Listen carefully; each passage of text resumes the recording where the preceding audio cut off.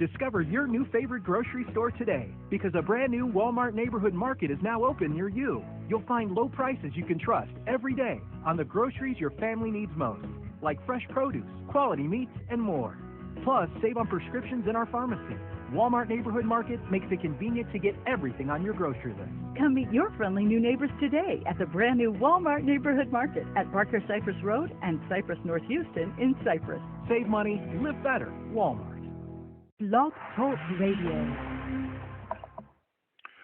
Hey everybody, welcome to Kingdom Justice. It's your host Courtney Jones speaking, and today we are back. Now, the other day we was talking about giving birth to the new man, and we talked about some things that I think for some people is a little bit different. I think it was some things that was a little bit new for certain individuals. So what we was talking about how every believer, no matter who you are, what walks of life you come from or came from, that everybody's supposed to give birth to the new man. The same birth experience that Mary had, we were supposed to have the same one, spiritually. So we want you to understand that spiritually. So notice how Mary is supposed to do what? Bring forth the Son of God. So we know she's supposed to bring forth the Son of God.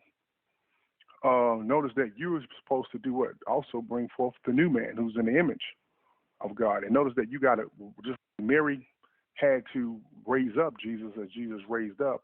Notice it's the same thing with you. You have to raise up in the new man. And notice that the Holy Spirit had gave Mary a couple of requests. He said to Mary, he said, one, remember Mary had to, notice how he had to overpower her and overshadow her. Then notice that she had to humble herself to him. So therefore, humbling herself, and he had to overpower her, overshadow her. And notice that that's the same thing would happen to us as well, where we have to, like God told Abraham, walk before me humbly. And that means in obedience. And if you do this, then your son will be, the son of the Most High God. Well, notice it's the same thing with us. If we want the new man to grow up in us and we don't want to bury the new man, if we want to love the new man as ourselves, meaning as the neighbor, if we want to love the new man, you see, then we must, we must be obedient to God. And notice that's how Mary was doing the same process. We're doing the same process as her. Notice how she needed the Holy Spirit. She had to submit for the Holy Spirit to take over her for this to happen. It's the same thing with us. For us to grow in the new man, for us to let him come forth and grow in us, what do we have to do? The same thing. We have to submit ourselves to God. So we have to submit ourselves to the Holy Spirit. So therefore, this can even happen. This can take place. A lot of time what people do is they kind of, they get born again. And they don't grow spiritually. They don't grow in a new man. A lot of them don't want to put in the work. When Paul talks about this, Paul talks about this in Thessalonians, I think it's Thessalonians 2, verse 3:10. Paul talks about how if you don't work, you don't eat. And a lot of times people take that as literally, as, hey, literally, if a person don't have a job, he don't eat. Well, there's a lot of people we see eat all the time that don't have jobs. So we know that's not completely what Paul was talking about. But we know people automatically take that, literal. And they start saying, well, hey, if you ain't got a job, you don't work, you don't eat. And that's how they see this. But that's not exactly what he was saying. See, what he was saying is, what they got to realize is that you're not going to eat because the thing is this, when the way everything is set up, God had everything set up on a system. And that system Christ is the whole system. So he's the whole system, how it's set. So notice that Paul said he don't work, he don't eat. But what is the work? The work was what Jesus told you what the work was, to believe in him who God sent. So to believe in him, Jesus is the work. What is the food also to eat? It's Jesus. Notice he said, eat my flesh, drink my blood. He also said, I'm the manna that comes down. Notice the manna, the bread from heaven. So notice Paul saying, notice Jesus said, he that do believe. If you believe, then you will do what? Obey his commandments. you will follow him if you believe. So Paul said, if you don't work, you don't eat. Working saying if you don't believe, you see, you don't believe, you won't follow, then you won't eat. Why? Because Jesus is the one who is feeding you. He's the one who's feeding you. You notice that he's the one that fed the people of fish and bread. You see, he's the one you got to go through to eat at the dinner table. Notice that the father set up. Notice how I show you that the father, the king, the father set up a wedding banquet. Notice the father set up the wedding banquet for the son. So that means that you got to go through the son to eat from the father. You see, so that's how that works. So if you're not going to do that, you're not going to eat. And so what most people do is notice they're trying to get it from someone else. It's past the buck. And so it goes back into even the physical body. Even the physical body, when you look at cells in the body, and it goes into that when you look at just the human body, of physical body, when you look at cells, when you have cells in the body that become what we call stagnant, cells that don't come to the full growth, or they become stagnant. Funny thing about it is that cells are just like people. When cells start to become stagnant in the body, then the other cells start to take hold of that cell, and they start to think that they see what that cell is doing, and it starts doing the same exact thing. You see that cell's not going anywhere, it's not growing, it's not doing anything, so it takes on what it sees it does. And that's the same thing happen with people sometimes. People like to put the buck off. People like to think, you know what, is somebody else got to be handling this. So by somebody else must be handling this, I don't have to step up and do my part. And therefore, it'll get done somehow. Well, that's the way the world thinks. That's the way a lot of people, even in this country of America, think. A lot of them think that, you know what, let's pass the buck off on somebody else, because everybody, when it comes to the flesh and the soul, they all want a leader. They all want this leader to go out and handle all their business. Like, please, we need this king to take care of everything for us while we sit back and go deal with what we want to, or what, whatever we're dealing with. And so that's how this day set up. This is how the world system set up. So it's so easy. People say, put that on a politician, put that on someone else, put that on the back of those people, because I don't want to have to answer the call. I don't want to have to do what I know is right. So put that on some other activist, put that on someone else. Pass the buck. And that's how that works. But the kingdom of heaven don't play like that. The kingdom of heaven is precise, and it don't change. Every individual must play its part, must play he or she part. That's automatic. If you don't, then you are a failure. You are a failure in the eyes of God. And you have failed, and you have lost your calling. You have went astray, and you have choose and reject the Son of God. You have choose not to walk into the kingdom. You see, and you will not enter. And that's just the truth. That's the truth. And people can think whatever they want to think. They can think that, you know what? Hey, I don't feel like I'm missing anything. They ain't missing now. So they can go on with what they go on with. And that's how a lot of that happens. But notice that people that believe that way, or people that's stagnant, cannot give birth, you see, to the new man. That's not going to happen. The new man is not going to, and I mean give birth by coming forth, bringing forth, That's like when a woman, notice what she bringing forth the child is coming out, is coming forth. That's not going to happen. And that manifestation of that is not going to happen and take place in a person the way it should, because a person who believed that the book should be passed off to just Mary and not me. And let's just worship that person who did it, and let's not get our hands dirty and do the same.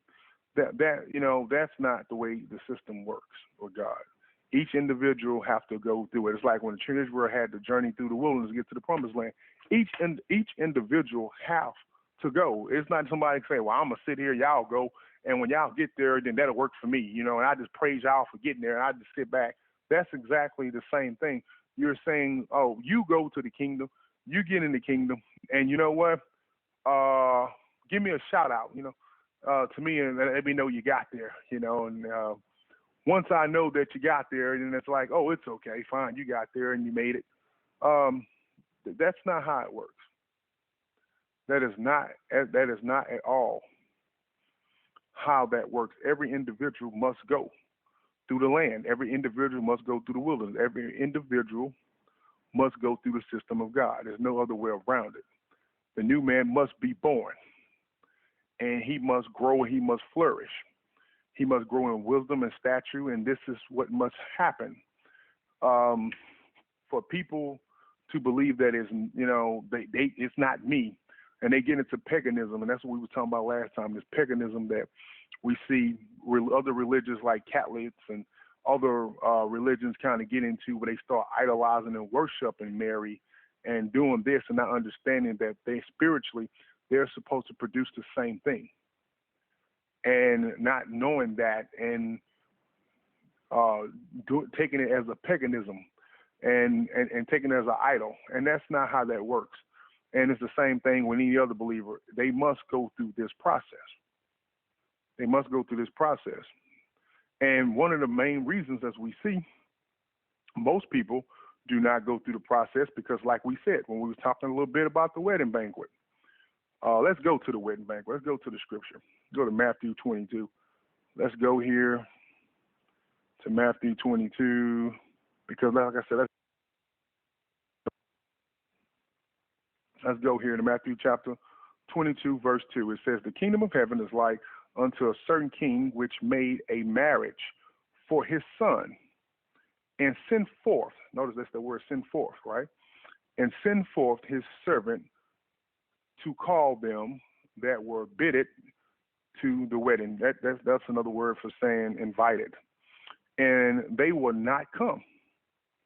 Again, he sent forth other servants, saying, Tell them which are bidden," or say invited, "Behold, I have prepared my dinner, my ox and my fatty," or say calf, "and killed, and all things are ready. Come into the marriage." Or some translation, I'm in the King James, in the old King James. So some translation, more newer models may say the banquet. And it said, "But they made light of it and went their way, one to his farm, another to his merchant," which mean business. Also can mean business in some translations. And it said, "And the raiment took his servant and entreated them spitefully, and slew them. But when the king heard thereof, he was wroth," which means angry, "and he sent forth his army and destroyed those murderers and burned up their cities. Then said he to his servants, but they which were bidden," which mean invited, "was not worthy." And then we know we go to verse 9 and say, "Go ye therefore into the highways, and as many as ye shall find, bid to the marriage banquet." And so notice how God invited these people. Meaning that's why Jesus say, few was, many was called, but few was chosen. No, many was called. So God called these individuals. But notice that they wouldn't come. Now notice another thing God looked at them as, besides them people who just treated his servants bad. But notice what he looked at them as. He said, send his armies to destroy those murderers and burn up their cities, which is interesting because cities is an interesting definition, because when you look at a city kind of like a person. We look at a city is like a whole bunch of different things made up into one. You got maybe different nationalities, different beliefs, different businesses, different types of school, different types of places, all in this one thing, all put together. And that's what a person is. A person comes from all kind of different nationalities. And I mean that you can be a person that's a Caucasian, and you can be made up of 20 different nationalities. And what that means is not just biological race or anything like that. I mean, what that means, nations, what that means is you're looking at, ethnic backgrounds, beliefs, teachings.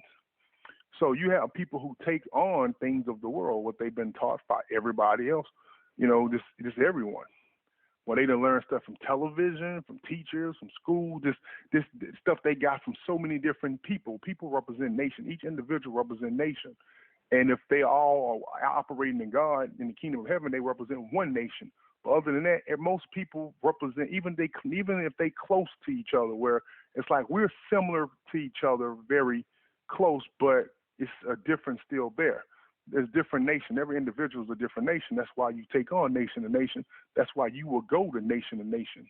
When you go nation to nation, I mean, you will go person to person, because every person represents a different nation. Because that's how you must see that. Because when Jesus told them go nation to nation, go to different nations, people automatically just think, well, that means just go all over the world. And I'm not saying you shouldn't go all over the world. I'm just saying going person to person is going nation to nation, because that individual is his own different nation, and that you're dealing with, that you're going with. That person is his own different nation. That's why God told Abraham that all nations are going to be blessed. Let's notice how everybody around Abraham, all those people, they all was blessed. Even Lot, they all was blessed. Lot represented at that time a different nation. He represented the flesh. That's why he went down to the flesh. In Sodom and Gomorrah, he went down to the flesh. But notice that everyone that came around Abraham, all the different nations, people, you would say, neighbors, notice all these people was blessed by Abraham. So it's the same thing. All the people around you will be blessed. All the nations, all the individuals that around you in your inner circle or at your jobs or whatever, all those people are different nations that's made up. They can be siblings. They grow up and they have different things. They have a couple of different beliefs that makes them a different nation from another, even though it can be similar. We see that people do that in religion all the time. You got, well, this guy's a Pentecostal. This guy is a Presbyterian. They different nations. This guy from a nation is the Pentecostal nation. This guy's from Presbyterian. This guy from some. See, they made different beliefs that they have different from each other, and then they end up creating these barriers with each other that they become different nations. So it's like we can't really fellowship with them because they're a different nation. They don't believe what we believe in. So it goes into that. So notice when we get back into, each individual, like we said, can be what we call a different nation. Now, why is it that these people can't come and do what they need to do, handle their business and give birth? Notice to bring forth or send forth, or you say come forth. That's what I'm saying. Like your baby coming forth. Now notice that they can't do this. Now why? Because it said that one was it says, we just went over, it says that in verse it said in verse we're reading through verse 6 to 8, and it was talking about how they in verse 8 was talking about how they wasn't worthy. But why wasn't they worthy? Jesus said, if you're not willing to pick up your cross, and pick up your cross means sacrificing the flesh. That means sacrificing the senses, the five senses. But when Jesus told them this, that if you're not willing to do this, he said you weren't worthy of me. Okay. Notice that they didn't have the time. Notice how one said, hey, listen, I got a business. I got to do my merchandise, my business. Another one had to do something else. So one had to go to his business. One had to do something else. So one said, hey, listen, I'm too busy. I got my own business to worry about. Another one said, hey, I got to go do this. I got to go do that. So notice how they didn't have the time. And this is one of the things, like I said, and I repeat this, this is one of the things I hear from individuals. I've been hearing this from individuals for years. I always hear individuals say for years, they always say, hey, I don't have the time. And then they try to hide behind Egypt, They try to hide behind Egypt. And what I mean by hide behind Egypt, they try to hide behind the world system and the way they see it in the mind.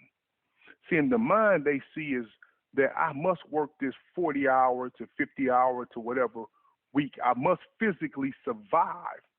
So therefore, it's logic that I have no time. And God will logically understand me because this is how the system works. But that don't work with God because God also operates and he have his own kingdom. And in God's own kingdom, he do things differently. Meaning that in God's kingdom, he supplies what you need. And if what you need and if what you're doing taking up way too much time to hurt your spiritual growth, God is not going to have that happen to you. So God is going to give you that time.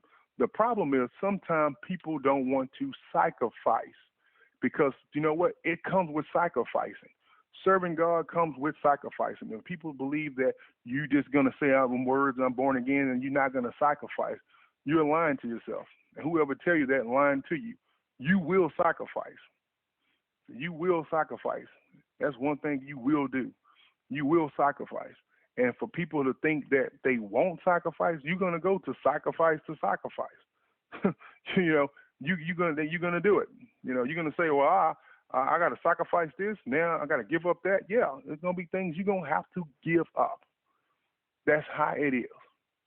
So if you're a person to believe that that's not gonna happen, that's not you. Then you know what? This is not for you, and you will be one of those people who, like we said, not worthy of it. So you will sacrifice, but people try to use that as have the time. And we talked about this in the first one, how we went into Matthew chapter 8. We talked about Matthew chapter 8 and talking about the Girgashites who love to, the spirit that love to take up your time, because the Girgashite spirit is the spirit of the earth. It's an earthly spirit. And we look at it as a clay dweller. And that's what it worries about, like a pig. A pig only worries about surviving. It don't worry about surviving. It's going to eat. It's going to mate. It's going to use a restroom. It's going to play in the mud. It's going to dig in the mud. That's how that works. A pig is not going to look to the heavens. He's not going to look to the heavens. It's not in him. He's not going to want to do that. So that's what happened to these Girgashite people. They end up dying with the blood still in them. Meaning that you notice we got to sacrifice. You got to sacrifice desires of the soul. You got to sacrifice things that time. You got to realize that time can't rule you no longer. And that's something that you got to learn when you're walking with God. God got to get that out of you, that you can't be time oriented. You got to start learning that when you start time, you're going to start seeing time have too much power over you, that even your speech is time. And even the way you see the word of God is time. And when people do that, they're still in the flesh. When you see that, you're still in the flesh. I was listening to it earlier, actually, and I remember going on Google. I was going on Google to upload one of my teachings, and I seen a guy who was doing some teachings, and I kind of, I was led to check it out. And the guy was talking about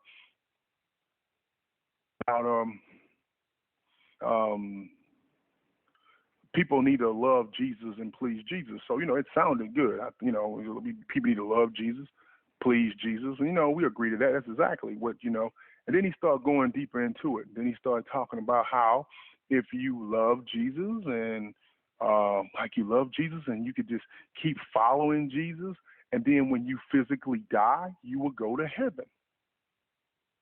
And you just got to keep on doing it and hold on. And when you physically die, you'll go to heaven. And he said that, and I heard that part of it, and I said, you know what, that was good. He said that, and I was telling my wife, I said, I'm gonna show you something. Notice how the guy was doing pretty good. He messed up, and he showed you that he's still in the flesh. And this is a guy who think he was in the spirit, and he was talking like this is what need to be done. And then he mentioned that you follow Jesus, right? So you follow Jesus then until you physically die. And once you physically die, then you can enter into heaven. When I heard that, I say, see, that's the problem right there. See, it sounded good, but then he messed up. And he don't think he did, but he did, because he's still serving God in time. Notice that he say follow Jesus. That means distance. I'm just saying in this much. When you look at distance always going to distance, time. Now we're going to distance and time. Then it goes into death. That's how that usually works, because the whole thing of time is that sin, death, time, all of them work together. When a person dies, what you say? You run out of time. All that works together. Know how much power they give unto time. And so, therefore, he said that God is eternal. It's no time in God. You trying to wait to physically die to enter the kingdom when you can enter the kingdom right here, right now. See, they can enter the kingdom because the kingdom is in you and you in the kingdom. You can enter into the kingdom. You don't have to wait to physically die. That's one of the biggest things, the biggest deceptions in the world, that you got to physically wait to die. That's the biggest trick the devil do. Once you dead, what good are you to God? What good are you manifest? How are you going to manifest the will of God? You dead. What good is that? So the biggest thing is for people to believe they need to be physically dead to go to heaven. Notice how people have their own mind state of heaven. They think heaven going to be all these things that they want it to be. It's going to be this place of this and this place of that. And they have this imagination of what they want heaven to be. But notice, they keep imagining it to be one day, and then they push it off to when I die. So they go into this, like I said, this time warp, and then they start imagining this heaven that they're looking at. They're imagining. And like I said, even I remember telling my cousin this. I said, even when people have their exodus, exodus means when you're going to leave here. Like Jesus had his exodus. Now notice how Jesus had his exodus, but it wasn't selfish. It was still to die for others. But notice how people have the exodus, how I'm going to live my life my way and do what I need to do. And then in the end, when I die, I'm going to go to heaven. Even when they leave here, their exodus is selfish. It's all about them, not about the new man. It's not about the someone else restoration. It's about them. Even when they leave here, their whole imagination is about themselves. And if God didn't like people fasting for themselves, what do you think he's going to think about people who want to do what they want to do on their own and live the way they live?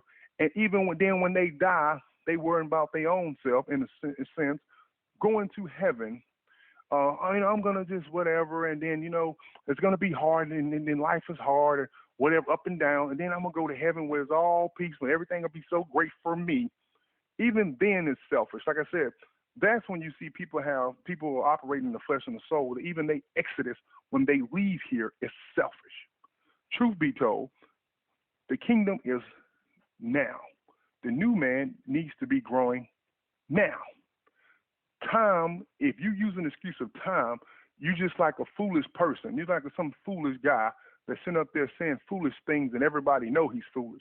So that's like when I hear a person mention time, or they mention, well, I don't have the time, the first thing I think is you already been deceived and you're deceiving yourself. As long as you keep saying that, you're giving power to time. You're saying the reason why I can't enter the kingdom right here and right now, even though the kingdom in me, I can't enter the kingdom and grow spiritually, is because time is stopping me. And I have no power over time. But you serve a God that controls time, that got power over it, that's eternal. So if you was in him, you'd be walking in eternal. So why are you complaining about time? That's a person who have not grown up spiritually. They have not grown up spiritually. They have spent a lot of time not working. And if you don't work, you don't eat. And see, by not eating, this is why they saying foolishness like this. It's just like when a person say they know they don't do the right thing and they say, well, God know my heart. That's another one. That's another one of these religious things that's foolish that people say. You see, that's just, it's just one of those things.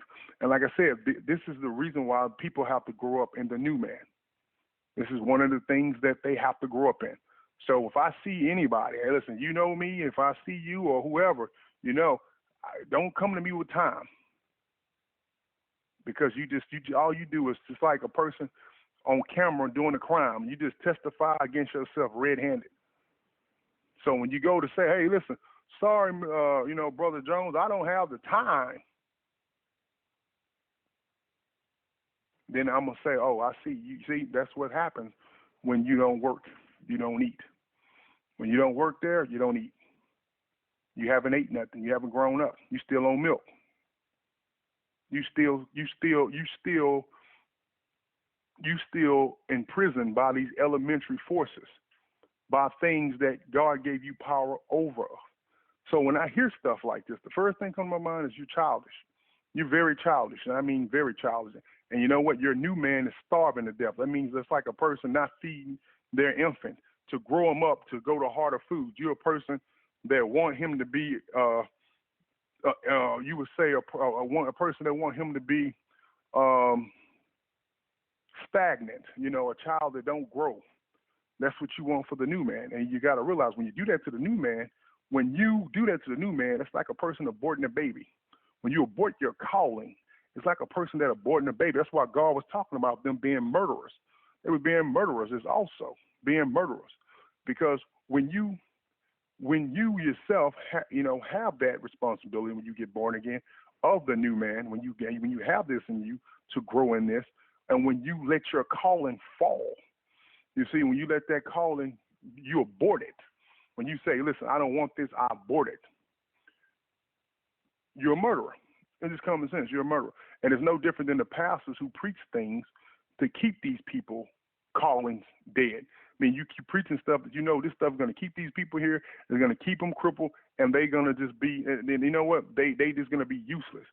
So pretty much he ain't nothing but like an abortion doctor. He just in there just murdering, slicing up people calling. It's just a butcher shop in the place. You go to the place, it's the meat market.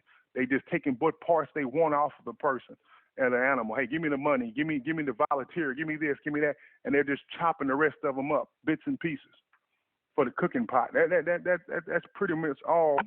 That's what they're doing to individuals, chopping them in pieces. So when people use this excuse of being time, all I'm gonna say is you're a Gergersite child. You're a child that Gergersite using. And whenever you grow up, you're gonna find out that you need to sacrifice that bull, and the bull mean the flesh. Okay, just in case people don't know, the bull mean the flesh. So you need to sacrifice that bull. You see, you need to sacrifice that flesh because God called us to be a holy people.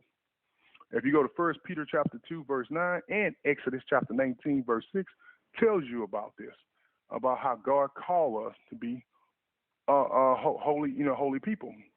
And so therefore we have to really understand that we have to sacrifice the bull, and the bull represents the flesh. If we do not sacrifice the flesh, and we want to build this calf, we want to build this bull, you see, you want to build this calf to worship, then that means you want to worship the flesh. You're not trying to worship God in the spirit, just the flesh. So we really seriously have to look at this as we go forth. So we cannot use time as an excuse. Time is not an excuse. If you use time as an excuse, like I said before, you're just a child of the Gergersite. And as long as you're doing that, you're not going to go anywhere. And so let's go further in this, because let's go to Luke chapter 2. Let's go to Luke chapter 2. Let me get here real quick. Luke chapter 2. Okay, now Luke in chapter 2, we were talking about this last time. We were talking about how Mary, of course, gave birth to Jesus. Now, what's interesting is that everybody, like I said, every believer is going to have to do the same thing spiritually. We all have to give birth to the new man. The new man got to come through all of us. We all got to grow in him. We got to build him up. We got to grow in him. And notice how when it goes into this, Luke chapter 2, I'm sorry, I got the wrong scripture here. It's supposed to be Luke, but I got Matthew. Let me go here, right? Okay, now, and verse 1 says, and it come to pass in those days that they went out a decree from Caesar Augustus that all the world, and the world just mean the Roman Empire, should be taxed. And it says that, and this taxing was first made, and it goes into talking about when the tax first made. I want to get a little past this part because the time is, we got the show for only a certain length of time here, which me personally, I like to go longest we can go. And sometimes we're able to do that. But let's just go a little further up, because I think that that's the scripture y'all can read there. I just want to get into the part, I'm going to go a little further here and get into the part where I want to read verse 1, but I want to go down to verse 4, because I want to get to what was happening. Not verse 4, I'm sorry. I want to get down to, let's go a little further down to verse 4. Let me get out of this.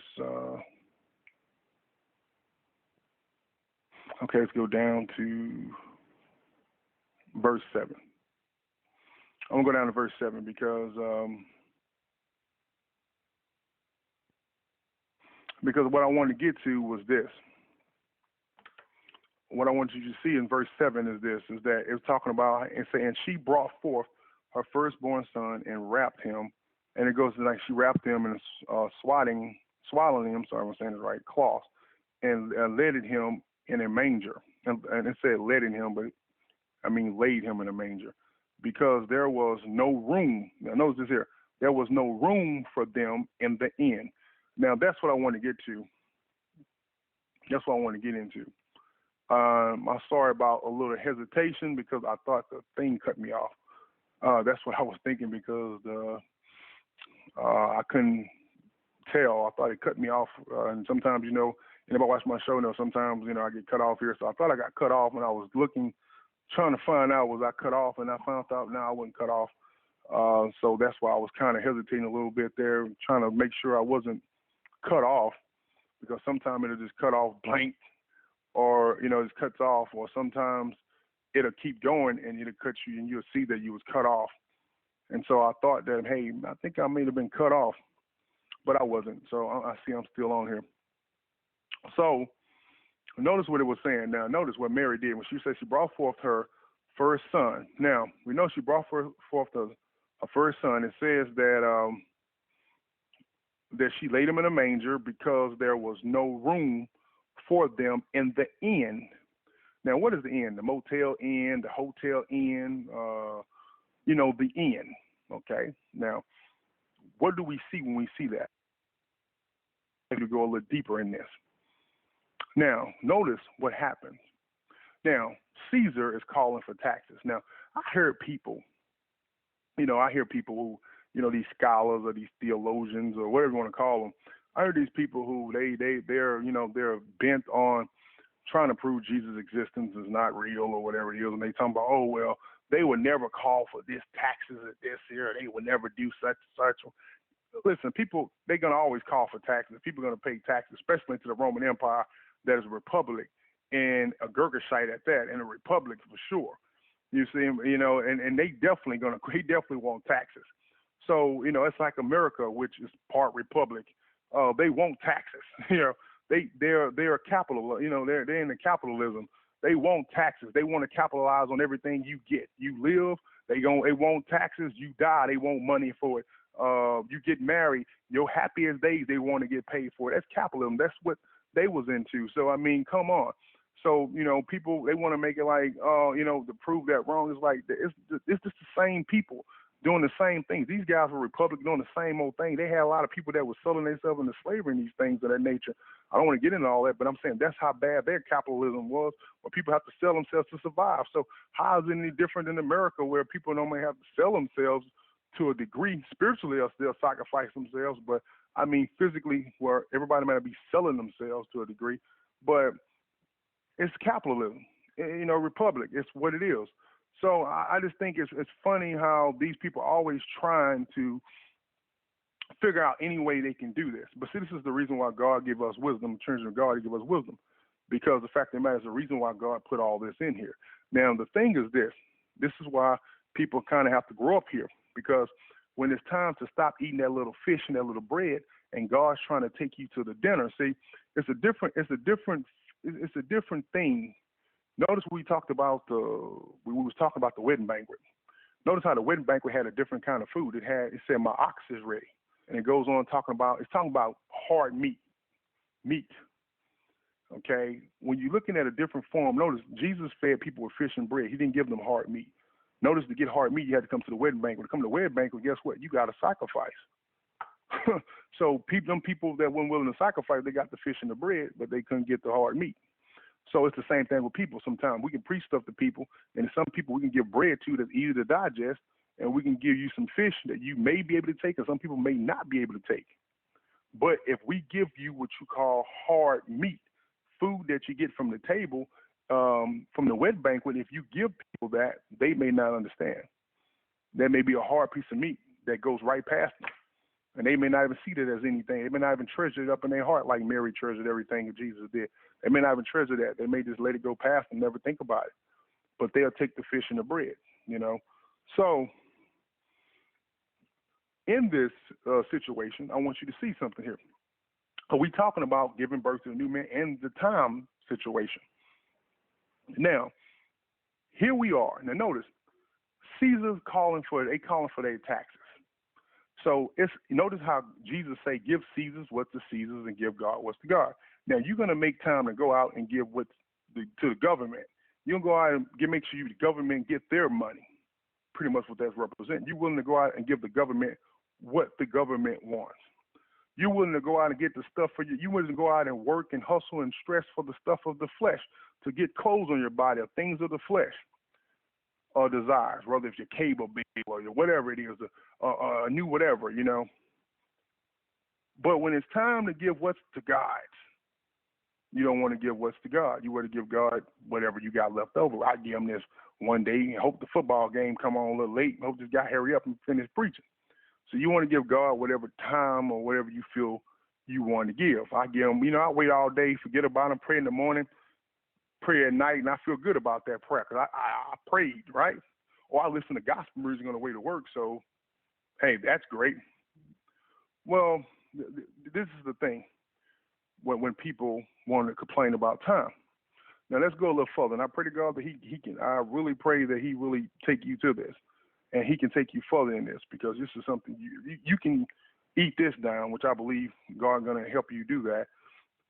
You got the whole thing. You can eat this down, then you know what? It was well worth telling you.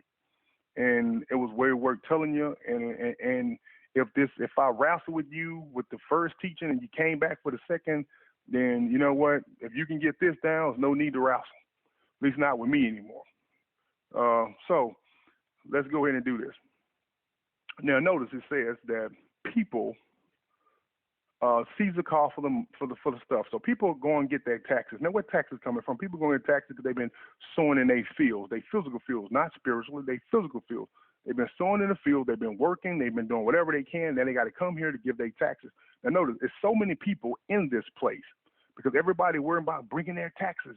It's like, tax refund. People worry about either they got to pay taxes or get something back. But everybody coming to pay taxes. Nobody probably want to the degree, but they all say they don't want to, but yeah, they do. So they're all coming, they're all paying taxes. They're all waiting in line. There's so many people worrying about, taxes and work and what comes with taxes, the stuff they had to do to get the tax money. All this is happening. And so they're taking up all the room. So there's no room in the inn.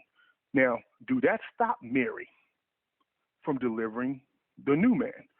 No, they did not stop Mary. You know what Mary did? It said Mary, you know what she did? She went, we know Mary went into a barn. She went into a barn and gave birth in the manger, and put a child in the manger. Now, I'm going to explain what that means. Now, let's go into what it really means here. Now, notice, I want you to hear me here. Notice what the end means. Now, the end means your mind, okay?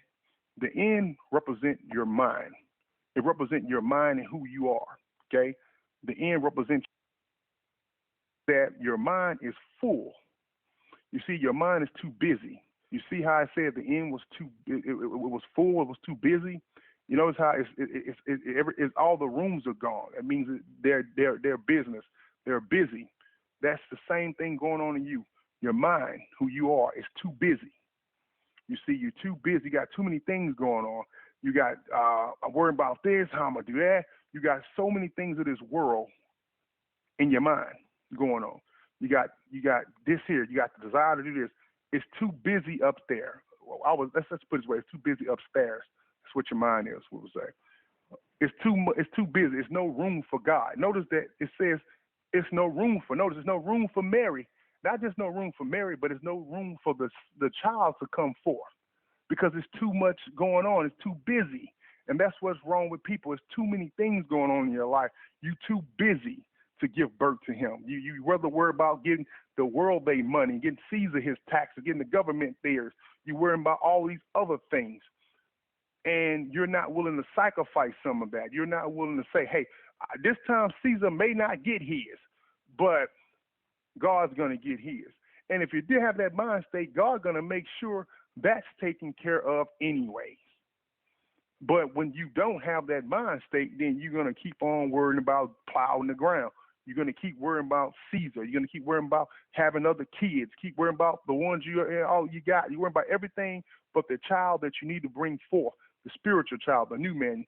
You're not worrying about letting that happen, not letting that birth take place, not letting that maturity take place. Well, notice how it said it was too busy. So what did Mary do? She went to a barn. She went inside the barn where, think about it, this place where nobody was there. She went into the barn where you look at it. She went into this barn where it's no one's there. Quiet. No one's there. And then she gave birth. See, when you go into that place, you get your meditation is a wonderful word, because what meditation comes down to is not just you can listen to music and meditate, or meditate and just pray. Meditation, what it means is focusing. So when you're looking at focusing on nothing but God, so you're focusing on nothing but Jesus, nothing but the new man. When you're focusing nothing but Him, that's all you're focusing on. You cut off all these other things, because all them other things that took up all that room, you cut them things out and you focus on that. All of a sudden you start seeing the new man coming forth. You see, that's what she had to do. That's what she had to do. And that's what all of us had to do. That's what God told Abraham. He said, leave your father's house.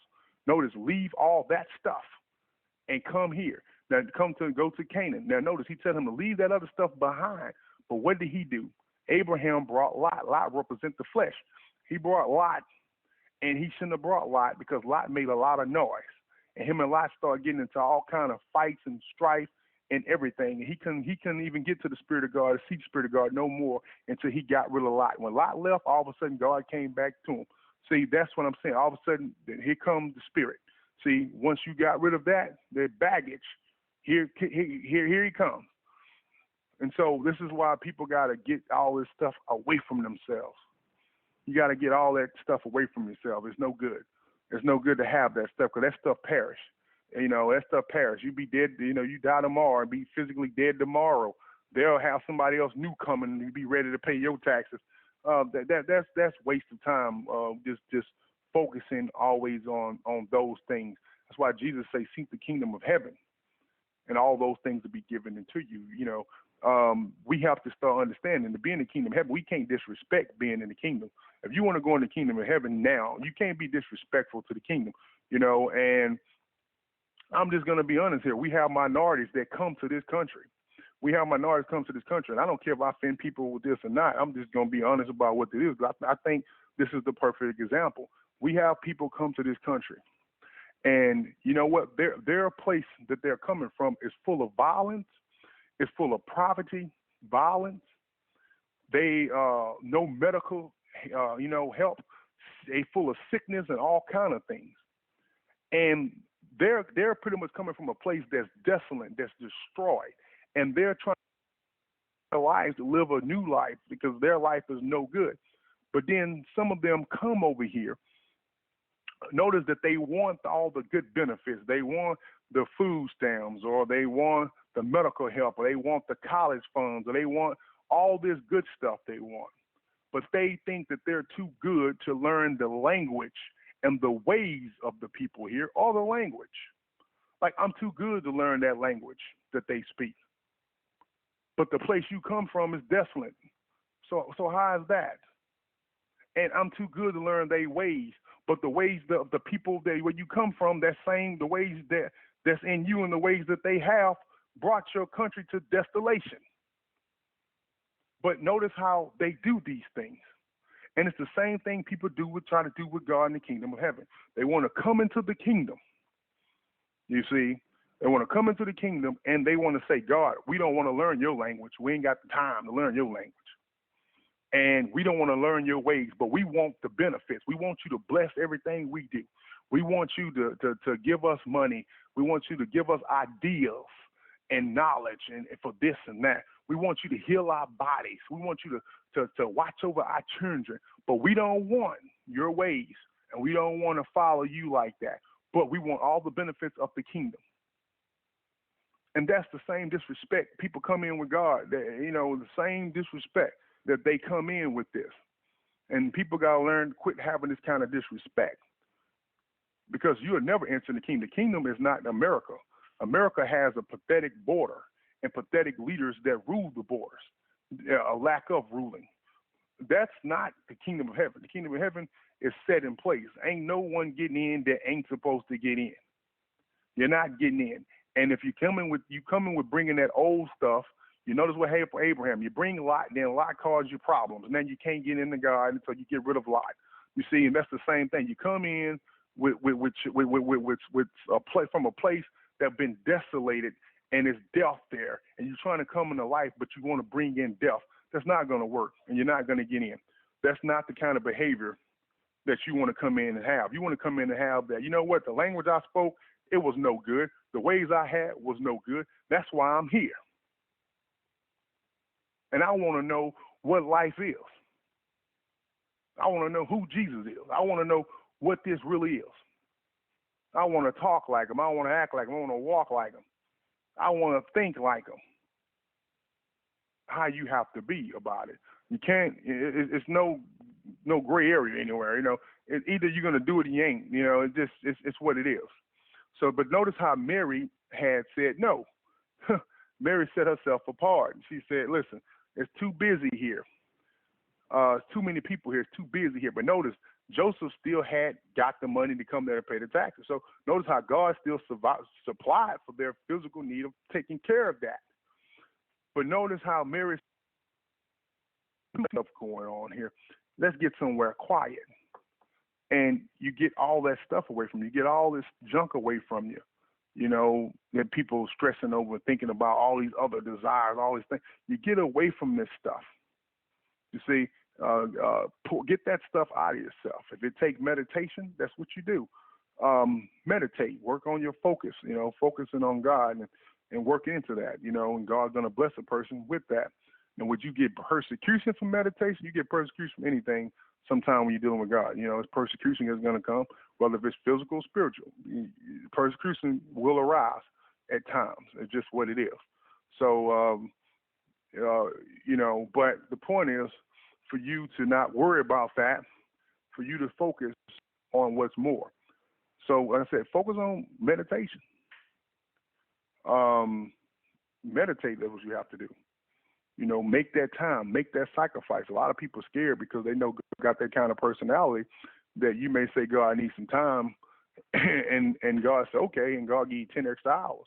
But then you may cut 10 hours from your job, you know, 15 hours from your job. And then you're like, what I'm going to do, God? I got 15 hours of my job gone. And God's going to survive. You're going to survive. God's going to find a way to take care of your situation. But see, sometimes people got to learn that, you know. People got to learn. Sometimes God may ask a person, we done seen in a situation where God done asked man, hey, don't work at all. And God took man and trained man. God done asked man sometimes to work part-time. I took him and used him to do stuff. And sometimes, you know, I heard people who worked maybe full-time and God did things with them. It just depends on how God called a person to do certain things. But, I mean, in the sense of saying, the thing is this, God know everybody can't answer what he asks all the time. Like, for instance, God know he can't come to a guy one day and say, hey, do this here, and the guy may be willing to jump off and do it. Some people, God know, I can come to that guy and say, listen, I need you to stop doing this here. I need you to come over here to the wilderness. I need you to be with me. I'll take care of everything. And that guy go, and he can do it. And some guys, they fight. They wrestle with themselves, like Jacob. They wrestling with God. God trying to get them to do the same. They wrestling. So what God started doing, God just started deducting stuff from them. God put them in a position where, you know what, they may lose 10 hours, 15 hours. Because why? God's trying to dissect them. God trying to subtract stuff from them until they learn to say, well, I learned how to go 10 hours, lost 10 hours, and God started supplying. So you know what? Then God took 5 more from me because God knew this guy cannot, or this woman could not take just losing the whole thing because they wrestling with it. So when somebody else, God may say, hey, do this, and they say, fine. That's like Peter. God could have said to him, hey, eat this here. And somebody could say, okay, God, you say eat it, so I eat it.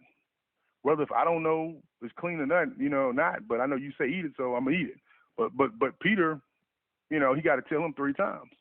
You know, some individuals different, and there's a reason for that, but I'm saying some individuals you can't do certain things with. They may take like that. So some people, when they heard of these stories, they just seen how God do stuff, and they see how God have that kind of personality. because God believes that God know who He is. So it may sound like the end of the world of you when you pray to God for that time, and God actually made a way for you to get it, and it may be something you may not like at first, because you don't have that faith to believe that he gonna come through. And sometimes that's what happened to some people. But God's gonna come through. Notice Joseph came with the taxes. He got the taxes, but notice how obviously he got the taxes while he came out there, so he had the money for it. So you know that God supplied that, and Mary was able to get away from all that stuff. And that's how people are gonna have to be. You're gonna have to be this way. You're gonna have to say, hey, all of us, because I can't give what's to the Caesar, to the government, what to the government. I can't give what to the bill collector, and I can't not give to God what is God's. I can't do that. And you have to have that same mind state. And it's interesting that she was in the manger and everything else to this nature. So this is one of the things that we really, really need to look at. I want to go through one more thing. Well, actually, I want to go through a couple more things. If I can get them in here, I want to go through one more thing in this laziness. Now, we were talking about laziness, and we were talking about Thessalonians chapter 3:10, talking about laziness, about people not working or eat, and then Jesus talked about in Matthew 25. He talks about how it was a lazy servant. That he was speaking about this lazy servant. Proverbs chapter 10 verse 4 talks about the same. They all talks about lazy servants, people that's being lazy and lazy servants, and Paul even talk about people being busybodies. See, notice that they being these we say busybodies. And I'm gonna say it in the sense of this: people who you see, like we said, busy. Got busy bodies, same thing we just said with Mary. There's a lot of busy stuff going on, a lot of this stuff happening. And they're not willing to do some of these things. Another thing I want to talk about these Havite types, people, but I also want to talk about this. We're talking about Mary. And notice another thing Mary did too. Mary listened to the Spirit. She gave birth the way she's supposed to. And then when Jesus was growing up, it said Mary treasured everything he did. Notice she treasured up in her heart thing that he did. Notice that her heart was a storehouse. She stored everything he did, everything that he said, everything he did, she stored up. And that's how we have to become. See, we have to notice Jesus is the kingdom. So build up treasure in the kingdom. He is the kingdom. So therefore, we must understand that too. Who's going to feed you? So you got to really sit back and understand that too. When you're looking at the treasure coming out the treasure house, you want to make sure you're storing him in. If you ain't got time or don't want to do it, that's one of the problems you may have. Now, when you look at the Gibeon and the 300, now I just want to go through this real fast. We went through this before to a degree, but we're looking at Gibeon and the 300. Now, this is one of the things that also goes with this story. Now, it's people who are physically blessed. Now, we see them. It's people who are doing really good physically. They may have good cars, good houses, good health. They may have all these abilities, all these blessings. And sometimes people are, they know that their blessings, they believe that their blessings come from God because they know, hey, blessings come from God. So they know these things. So I want to talk about this because in the story of 300, the 300 in Gibeon, notice how when God was dividing the people, when he got down to the 10,000, God was dividing the people. Notice that God only picked 300. Now the 300 was the ones who was actually, they was picking up water and they was lapping water like dogs. Now notice a couple things. A, they was lapping water like dogs. And if you ever seen a dog drink water, a dog looks straight up. He'd lick water and he'd keep his eyes watching you. He'd be licking that water and his eyes be staying right up on you. Them are the ones God picked. Now, they have the other ones who was sipping water where they was on their knees just drinking that water, nose, face all in, and they not even looking up to anything. They just looking at that water. That water represents the blessing. Now, notice how there's some people who can take that blessing and they can still keep their eyes up to God. Not just look at the physical blessing, but they can keep their eyes on the spiritual blessing as well. So they're not just people who just looking at the physical blessing, like all the physical things that are happening. There are people that also look at the um, spiritual blessing. And then you have those people who just only look at the physical blessing. And notice that God didn't want the ones that did just looked at the physical blessing. So we seen that how that worked out too. Well, God did not just, he does not want just the people who was looking only at just the physical blessing. He wanted the people who was also looking, who was actually getting the blessing, and they had their eyes looked up on heaven. I mean, they was looking at him, and that they understood the spiritual blessing, that they did not forget about the spiritual blessing first, then the physical blessing. They did not forget about that, how that operated. But then you have the ones who was just, their face was all in the water. And water, to represent blessing, water, what happens, you also look in water. Water shows you a reflection. Water's like a mirror. It shows you yourself. When you look at the water, you can see yourself in the water. So notice how those guys looking at water, they can see themselves. They looking at blessing, all they see is themselves. And that's all they see is their own self.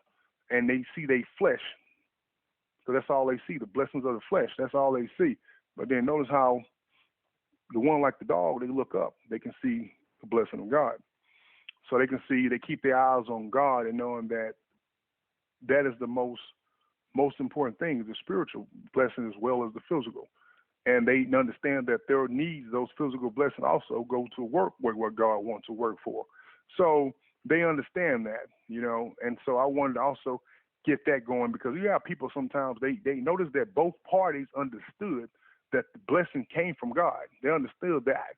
They both understood the water came from God. That's why they there. They understood that it came from God. So it's people that knows that, hey, I know God's blessing me with this. I know God blessed me with that. But they get caught up in the physical blessing, and they start drinking that water, and they looking at themselves. And then they start judging people to themselves and their wisdom and their understanding and their discernment and their whatever. They'll start looking at themselves, and they'll start judging themselves. They'll start judging people to themselves. They'll start doing those sort of things. All they see is themselves. And they'll get away from, hey, I'm not looking up. You see, and the ones that licking those blessings, no, they taking the same blessing they taking. They're getting the blessings they're getting too, But notice how they're taking laps of it, and then they were keeping their eyes on God to understand what's more important. That the spirit is more important, and the spiritual blessing is more important. And also, the spiritual blessing comes first. God raised you up in the spirit first, then you go into the physical. A lot of people trying to do it backwards. A lot of people ain't trying to. A lot of people, I'm saying backwards. A lot of people just trying to go into the flesh. Like they get born again, then go straight to the flesh, and let's build up in the flesh. Let's build up in the flesh blessing. Let's build up in all that. Let's build up in that. And the spirit, hey, who cares? This is the spirit now. That's pretty much how they is. They start building up, and they kind of come like Solomon did. Well, this is what it is, and I don't want to go no further. Like that, where they start getting that, and they say, well, this come from God. This come from God. And yeah, like I said, they both knew. They both knew that water came from God, that blessing came from God. But one group, one person understood that, hey, my eyes stay on God, the Spirit. Don't take my eyes off. And the other one, he kept on looking at his own self, drinking, getting all that blessing. Like, I'm so blessed. Look at me, look at me. And he's drinking that water, reflecting of himself, and he's licking it, and it's showing himself. You see, and people, they get caught in that. And they forget the purpose of what they was doing in the first place. So that's another thing I wanted to say, but I think we're going to go ahead and end it at this. I think I went over everything. Yeah, pretty much went over everything. So that's the end of part 2 there. So for any question, you can always go to GodElect.org and leave a question. Until then, next time, whenever we do a show, whenever we do this show, this is Courtney Jones. Blessing and peace be to you, and I am out. Hey everyone, we're going to take a quick commercial break that is sponsored by God Elect Ministry. Hey everybody, it's Courtney Jones from God Elect Ministry. And for all the people who want to receive Jesus into their heart and their Lord and Savior right now, I want you to quote something with me. We're going to go to Romans chapter 10, verse 9. That's Romans chapter 10, verse 9. And it says that if you confess with your mouth that Jesus is Lord and believe in your heart that God has risen him from the dead, you will be saved. And also go forward and say this, we'll go further. For with the heart one believes unto righteousness, and with the mouth confession is made unto salvation. Now, if you're a person right now who you believe, you receive Jesus in your heart right now, just ask him in your heart right now. You also believe that he's sitting at the right hand of the Father, he's been risen from the dead. You also believe that he is Lord. Now, as you just had quoted that scripture, I want you to understand something. It's something called the baptism of the Holy Spirit. This is a gift that is given to everyone who believes this. Everyone who believes that Jesus has been risen from the dead, that his blood washes us clean. He is our Savior, and he's sitting at the right hand of the Father. As you confess that, I want you to understand that you can ask God right now for the baptism of the Holy Spirit. And it's given to every believer. Every believer who believes this, you are required to have the baptism of the Holy Spirit. It is given to you as a gift. So remember, as you quote that, as you receive Jesus in your Lord and Savior right now in your heart, as you quote this scripture, also ask for the baptism of the Holy Spirit. In Jesus' name, amen.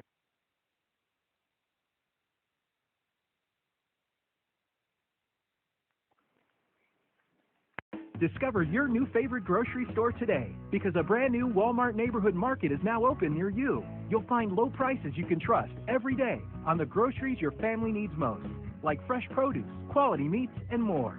Plus, save on prescriptions in our pharmacy. Walmart Neighborhood Market makes it convenient to get everything on your grocery list. Come meet your friendly new neighbors today at the brand new Walmart Neighborhood Market at Barker Cypress Road and Cypress North Houston in Cypress. Save money, live better. Walmart.